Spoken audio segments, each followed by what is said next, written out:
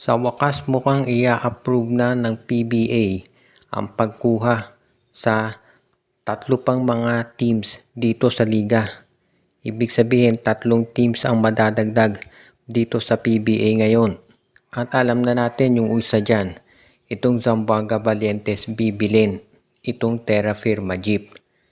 Pangalawa, mukhang matutuloy na rin yung pagbili nitong Strong Group Athletics dito sa Northport, Batangpier. At meron pa raw isang team ngayon, may isa pang kumpanya na gustong bili naman itong Blackwater Bossing. Hindi pa maliwanag kung sinong kumpanya yan pero sigurado nasasali na rin daw yan dito sa PBA. At sa totoo lang marami namang mga kumpanya na pwedeng bumili dito sa Blackwater. Nandyan for example itong Wilcon, pwede rin yung Chooks to Go. Alam natin interesado yan yung Mighty Sports. So ibig sabihin hindi mawawala ng opsyon. Ang importante dito, mabenta lang yung tatlong farm teams, itong Blackwater, Northport at Terra Firma.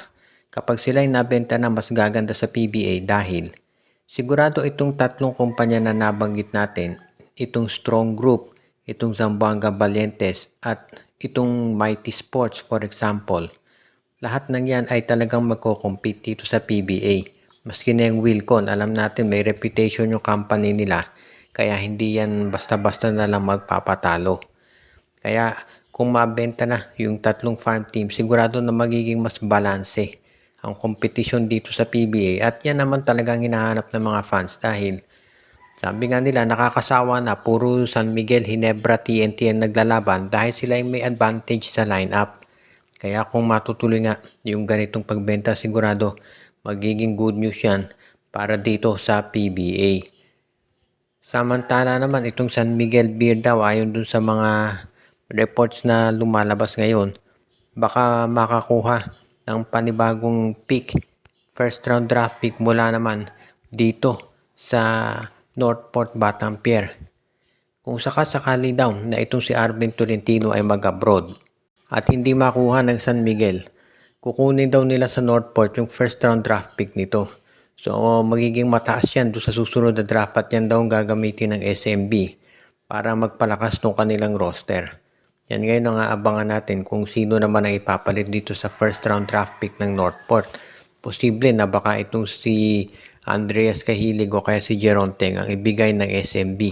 Depende na lamang yan kung ano magpag-uusapan nila. Pero kung sakasakali nga na matuloy yung ganitong klaseng trade, sigurado na ma-aprobahan yan ng PBA.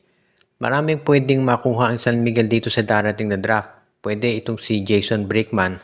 Alam natin naghahanap ng point guard ng San Miguel, so pwede si Brickman ang kunin nila. O kaya naman baka itong si Will Gozum. Marami din na baka pwedeng sumali na iba pang mga players, hindi natin alam. Katulad nito si Renza Banto, baka sumali yan dito sa draft. At marami pang hindi masyadong kilala, pero baka naman maging maganda ang potensyal. Kaya sigurado tayo na magiging okay ito para dito sa San Miguel kapag nakuha na nila itong tinatawag na first round draft pick ng Northport. Pero syempre priority nila itong si Arvin Tolentino. Kung makukuha nila itong si Arvin, pwede syempre yan ang gagawin talaga nila na magiging priority na kukunin talaga muna nila yan. Pero kung sakasakali na hindi nga po pwede, iyon, yung first round draft pick ng Northport Batangpier, yan ang talagang sabihin nating susubukan ng San Miguel Beer na makuha. Pero as much as possible, gusto nila siyempre itong si Arvin Tolentino. Samantala naman itong Barangay Ginebra, base dito sa mga insiders ay gusto raw nakunin itong si Kenneth Taffin.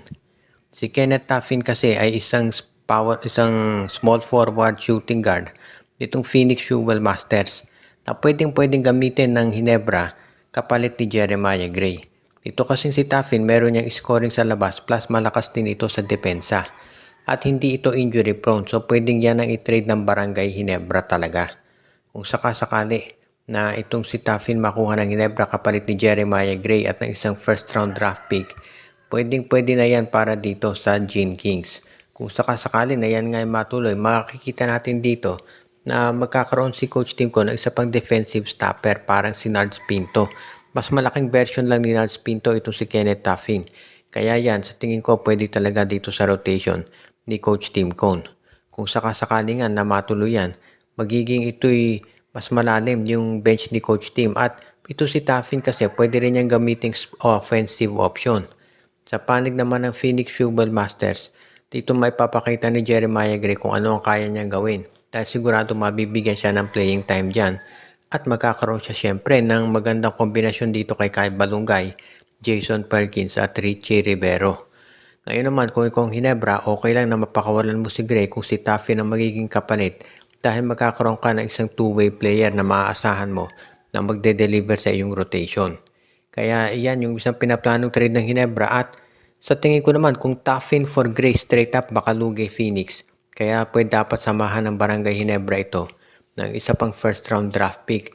Kapag ginawa nila yan, magiging patas na yung trade at sigurado na ito'y papayagan na nung committee ng PBA at hindi na dito magkakaroon pa ng ano pa mang ma-issue pagdating dito sa pagpapalakas ng kanilang roster. At ang huli nating balita ngayon, base dito sa mga reports na lumalabas, ito raw TNT Tropang Giga ay baka muna sabihin nating i-hold yung pagkuha dito kay Cedric Fairfield o kaya kay Robert Bolick. Medyo gumaganda na performance ng TNT. Napansin niyo pagkatapos ng masama nilang umpisa, nagkasunod-sunod na yung kanilang panalo. Kaya mukhang ang gagawin daw ngayon ng TNT Tropang Giga ay sisiguraduhin nila na para hindi ma-disturb o masira yung chemistry ng team. Hindi muna nila kukunin ito si Fairfield o kaya si Bolick. Ang gagawin nila ay titignan nila yung magiging performance ng TNT hanggang playoffs. At kung gumanda performance nila hanggang playoffs, ito na ang gagamitin nilang lineup talaga. Baka next season na nila kunin itong si Fairfield o kaya si Bolick. Ang problema kasi kapag kinuha nila yung isa dyan sa dalawang player, alam natin na yan ay tinatawag na ball dominant. Kailangan palagi nasa kanila yung bola para maging effective. At yung sabihin nating lakas ng TNT nakadepende dito sa ball movement ng mga players. So kung mababawasan ng mga touches yung ibang players, baka maapektuhan yung laro ng team. Kaya yan ang dahilan na tayo nilang kunin itong si Fairfield at itong si Robert Bolick sa ngayon. Kung sakasakaling bumagsak ang performance ng TNT, yun malamang isa dyan ay kukunin nila. Pero sa tingin ko sa ngayon pwede pa na ganito lineup ng TNT Tropang Giga at magkakaroon pa rin sila ng tsansa na maka-Grand Slam. If ever nga na mangyari yan, sigurado na magiging mas malakas talaga dito itong TNT Tropang Giga. Pero sa ngayon mukhang wala pang need dyan itong koponan ni Coach Joe Tres. Sa nakikita niya, kaya pa rin nila itong lineup na to ng Barangay Hinebra ng San Miguel. Of course, pwede magbago yan anytime pero sa ngayon wala pang balak ng TNT na kunin muna itong si Cedric Fairfield o kaya itong si Robert Bolick. Shoutout kay RG Bueno at Dalina family, kay Anthony Alon, Joshua Giray Espejo at Rosales family, kay Michael D, Ireneo Salangsang, Dexter Domer, Enju, Dalmacio de Guzman, Malyari Mascarinas, kay Katsakino Dukusin at sa iba pa nating mga taga-subaybay.